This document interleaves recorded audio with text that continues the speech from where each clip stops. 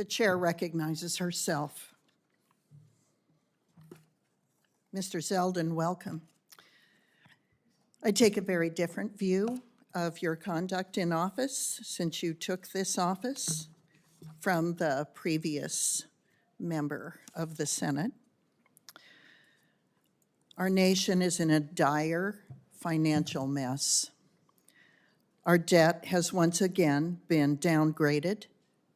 We are $37 trillion in debt with no end in sight. Every EPA budget I've seen in the 13 years I have been here, all of which, prior to this president, were under Democrat presidents, proposed massive increases in new employees at EPA, thousands of dollars of increases, thousands of employees. The most recent budget I saw proposed under the previous president was for 3,000 new employees at EPA. These are people we can't afford. Every state has its own Department of Environmental Quality, and that's where cooperative federalism begins. You're making tough decisions. I applaud you for your proposed reductions in the budget. The laws will still be responsibly administered under your leadership.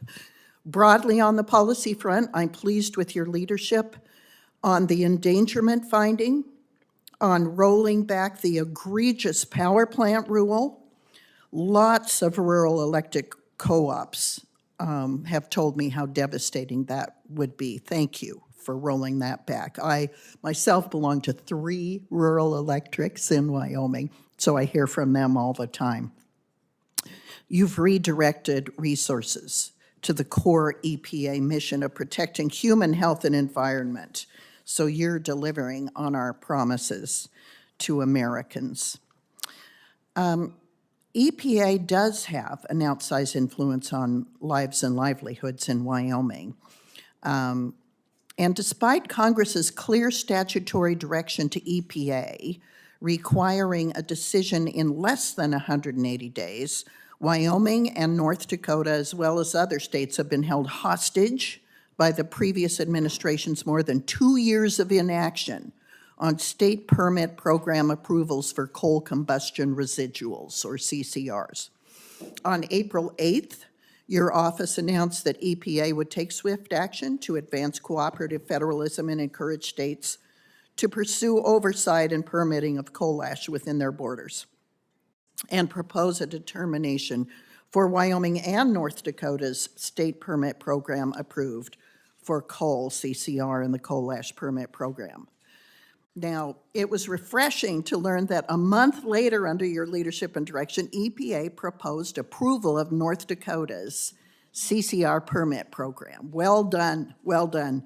Thanks to President Trump and your leadership at EPA, North Dakota received a response, an answer.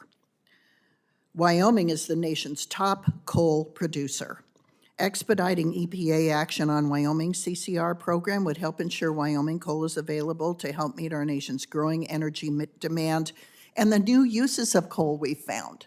We're making asphalt out of coal. It's called cobalt. We're making bricks out of coal. These new uses will extend the important life of this resource source so it doesn't become a stranded asset.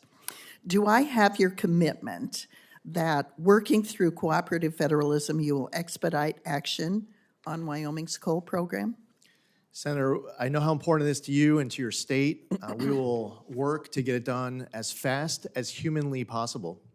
And we hear you. As I was going through the confirmation process, you had a long list of priorities that you wanted EPA to focus on, and we're not going to pace ourselves. We're not going to do it one at a time.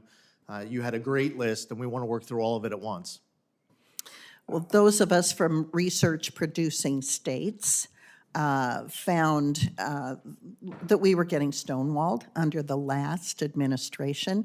So I appreciate your responsiveness to administering the laws, which is what you committed to when you stood before us, and we considered your nomination by the president for this job. And to my way of thinking, you have delivered ever since you got in office. So I want to applaud you and thank you for your hard work and we will continue to work together to have a strong economy and a strong environment. I am out of time, but appreciate you very much being here today and appreciate the budget you have proposed. Thank you, Senator.